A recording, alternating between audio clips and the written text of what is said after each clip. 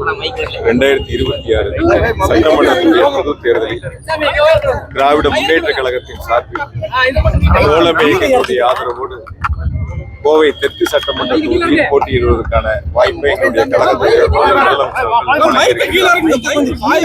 முதலமைச்சருடைய நல்ல ஆசையோடும் துணை முதலமைச்சருடைய ஆதரவோடும் தோழமை நல்ல ஆதரவோடும் கோவை தெற்கு சட்டமன்ற தொகுதியில் 2026 சட்டமன்றத்தினுடைய பொது தேர்தலில் உதயசூரியன் சின்னத்திற்கு மக்களை சந்தித்து வாக்குகளை பெற்று ஒரு மகத்தான வெற்றியை கழக தலைவருடைய கரங்களில் சமர்ப்பிக்கும் அதற்கான பணிகளை முன்னெடுத்திருக்கின்றோம். ஏற்கனவே எங்களுடைய திராவிட முன்னேற்ற கழகத்தின் சார்பில் ஓரணியில் தமிழ்நாடு உறுப்பினர் சேர்க்கை தொடங்கி பல்வேறு பணிகளை முன்னெடுத்து நாடாளுமன்ற தேர்தல் முடிந்த உடனேயே சட்டமன்ற தேர்தலுக்கான பணிகளை நாங்கள் தொடங்கி இப்பொழுது மிக விரைவாக சட்டமன்ற தேர்தலை எதிர்கொள்ளக்கூடிய வகையில் பணிகளை முன்னெடுத்திருக்கின்றோம்.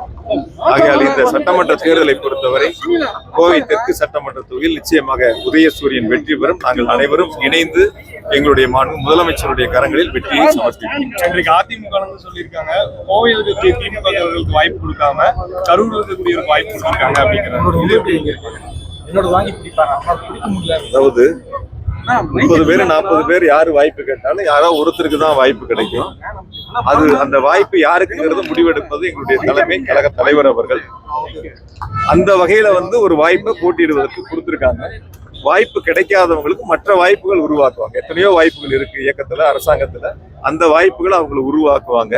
திராவிட முன்னேற்ற கழகத்தில் யாருக்கு வாய்ப்பு கிடைத்தது யாருக்கு கிடைக்கவில்லை என்பதை ஆதங்கப்பட வேண்டிய அவசியம் நீங்கள் சொல்லக்கூடிய அந்த கட்சிக்கு தேவையில்லை. அந்த கட்சியில் யாருக்கு வாய்ப்பு இருந்தது யாருக்கு வாய்ப்பு இல்லை என்பதை அவர்கள் யோசித்து பார்த்தால் போதுமானது. எங்கள் இயக்கத்தில் எங்கள் தலைவர் முடிவு செய்வார் யாருக்கு வாய்ப்பு கொடுக்க வேண்டும் என்பது. அந்த வகையில் எனக்கு வாய்ப்பை கொடுத்து கோவையில் நிற்பதற்கான உத்தரவுகளை வழங்கியிருக்கிறார். அதற்கான பணிகளை நாங்கள் முன்னெடுக்கிறோம். திமுகவின் எதிர்ப்பு வாக்குகள் விஜய்க்கு கொடுத்தாங்கன்னா திமுக மீண்டும் ஆட்சிக்கு வந்துடும். அதனால விஜய்க்கு வாக்களிக்க கூடாது, திமுக வெற்றி பெற வைக்கணும் தான் விஜயுடைய கொள்கை அப்படிங்கிற மாதிரி இன்னைக்கு அதிமுக முன்னாள் அமைச்சர் SP வேலுமணி பேசியிருக்காரு. சட்டமன்ற தேர்தல் களம் என்பது நீங்க தொடர்ந்து மக்களோட பழகிட்டு இருக்கிறீங்க, யதார்த்த சூழலை உணர்ந்து இருக்கிறீங்க. இந்த தேர்தலை பொறுத்த வரைக்கும் நான் பெருமைக்கோ இல்லது நாங்கள் ரொம்ப அதிக அளவுல சிந்திச்சோ அந்த கருத்தை சொல்லல. 200க்கும் மேற்பட்ட இடங்கள்ல திமுக தலைமையிலான கூட்டணி ஒரு மகத்தான வெற்றி பெறும். அதுல எந்த விதமான மாற்று கருத்தும் இல்லை. இது மக்களுடைய முழு நம்பிக்கை.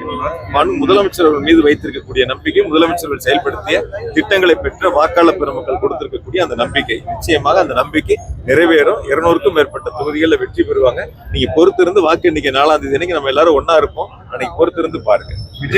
கோவையை பொறுத்த வரைக்கும் பாத்தீங்கன்னா ஒரு சில தொகுதிகளில் வெற்றி வாய்ப்பு இருக்கக்கூடிய தொகுதிகளில் அதிமுகவை சேர்ந்த SP வேலுமணி, திமுகவை சேர்ந்த செந்தில் பாலாஜி 2 பேரும் அண்டர் டீலிங் போட்டு தொகுதி ஒதுக்கீடு பண்ணாங்கன்ற ஒரு விமர்சனம் சமூக ஊடகங்கள்ல போயிட்டு நீங்க பார்த்திருப்பீங்க. அதாவது ஒவ்வொருத்தரும் ஒவ்வொரு கட்சியில் இருக்காங்க. வேட்பாளரை அறிவிக்கக்கூடிய இடம் எங்களுடைய தலைவர் முதலமைச்சர் அவர்கள். நான் எங்க நிக்கணும்னு முடிவெடுக்கிறது எங்களுடைய முதலமைச்சர் அவர்கள். எந்த தொகுதியில யார் போட்டியிட வேண்டும் என்பதை தீர்மானிக்கக்கூடியவர் எங்களுடைய முதலமைச்சர் கழக தலைவர் அவர்கள். அதனால சமூக வலைத்தளங்கள்ல பரப்பக்கூடிய பதில்களுக்கு நம்ம பதில் சொல்லி நேரத்தை வீணடிக்க வேண்டியதில்லை. நாங்க மக்களோட மக்களா இருக்கோம். நீங்களும் பார்த்துருக்கீங்க, அரசு பணியும் அரசாங்க பணியும் இங்க இருந்து அந்த பணிகளை முன்னெடுத்திருக்கோம். அதனால இந்த தேர்தலை பொறுத்த வரைக்கும் நாங்க யாரையும் குறைச்சும் மதிப்பிடல, யாரையும் நாங்க குறைவாக நினைக்கல. நாங்க எங்களுடைய அரசினுடைய திட்டங்களை, ஆட்சியினுடைய சாதனைகளை, முதலமைச்சருடைய திட்டங்களை கொண்டு சென்று சேர்த்து வாக்காளரை சந்தித்து வெற்றிக்கு பாடுபடுகிறோம். வெற்றி நிச்சயம். அதிமுகவினருடைய பிரச்சாரமே விஜயபாஸ்கரனுடைய அந்த பிரச்சார வியூகத்தை கண்டு பயந்து வந்துட்டாரு. கரூர் சம்பவத்துக்கு அதாவது என்னன்னா, உங்களுக்கு செய்தி வேணுங்கிறதுக்கு அதெல்லாம் கேட்காதீங்க. செய்தி வேணும் நான் இதே திருப்பி இல்லை சார், ஒரு நிமிஷம் அதையே திருப்பி கேட்டா என்ன சொல்லுவீங்க? தெற்கில் நிற்கிறவங்க வடக்கு போறாங்க, வடக்கில் நிற்கிறவங்க தெற்கு போறாங்க. இது யாருக்கு பயந்துட்டு போறாங்க? அதாவது ஒரு தேர்தலில் யார் போட்டியிடணும், எந்த தொகுதியில போட்டியிடணுங்கிற தலைமை முடிவெடுக்கும். கூட்டணி கட்சிகள் எந்தெந்த தொகுதிகளை கேட்பாங்கிறது. இப்போ செந்தமிழ் செல்வன் கூட ஒரு ஆசை இருக்கலாம், சிங்கானூர் நிக்கலான்ட்டு. அது எங்களுடைய தோழமை இயக்கத்துக்கு போகும்போது அவருக்கு இன்னொரு வாய்ப்பை எங்கள் தலைவர் கொடுக்குறாரு.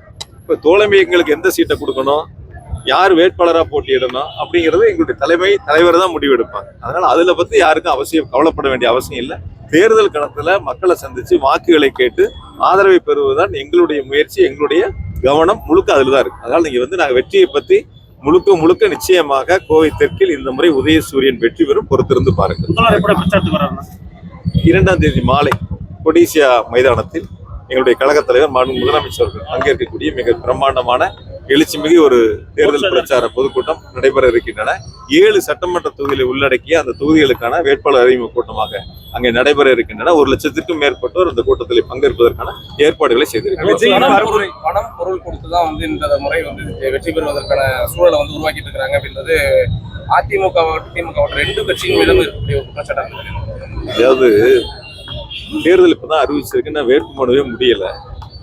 ஒவ்வொரு இயக்கங்களும் தலைவருடைய பிறந்த நாள் அன்னைக்கு பிறந்த நாளை முன்னிட்டு கொடுக்கக்கூடியது பொதுமக்களுக்கு அல்லது கழகத்தினுடைய நிர்வாகிகளுக்கு தொண்டர்களுக்கு கொடுப்பது வழக்கமான ஒண்ணு. நலத்திட்டங்கள் கொடுக்கறது வழக்கமான ஒண்ணு. தேர்தல் இப்பதான் அறிவிச்சு வேட்புமனு கொடுத்துருக்கோம். இது வரைக்கும் அப்படி ஏதாவது தவறுகள் ஏதாவது இயக்கங்கள் பண்ணியிருந்தாங்கன்னா நீங்க சுட்டி காட்டுங்க.